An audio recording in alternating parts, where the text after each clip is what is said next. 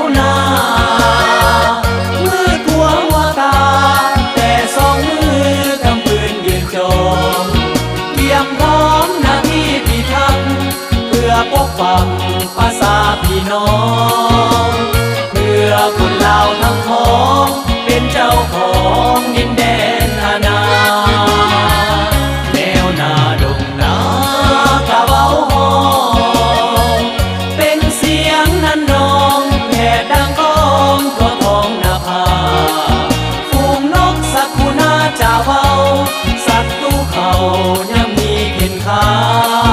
สร้างกรรมทำโทษภาษาภาพเต็มตาแค้นทั้งหัวใจส่งเสียงเพลงแขนกายพวกอายขออวยพรใส่ถึงขวัญใจน้องนางแนวหลังแม้นหากมีพอดกันหน้าที่นั้นแนบใจฝากฟังไกลกายแต่ใจเคียงกันพออุดมการอันเดียวกันราตรีแนวหน้าเดือนดาวแจ้งเป็นแสงประกายอาบพาไปทั่วทางที่มันในจิตใจเฮาสดชื่นได้ยืนอยู่ภูมิฐานเหล่านั้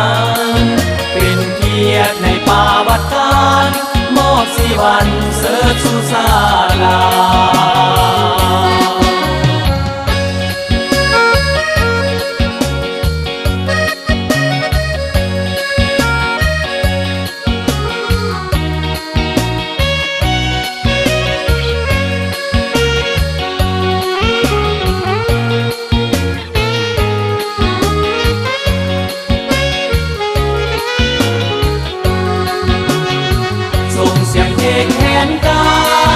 พวกอายขออวยพรใส่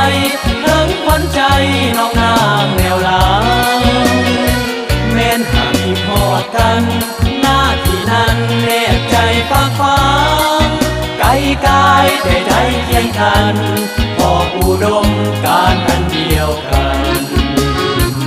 ราตรีแนวหน้าเดือนดาวแจ้งเป็นแสงประกายอาบพาไปทั่วทางที่มัน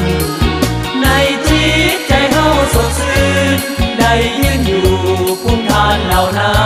นเป็นเกียรติในป่าวัดการมอบสีวันเสิร์ชสู่ศาส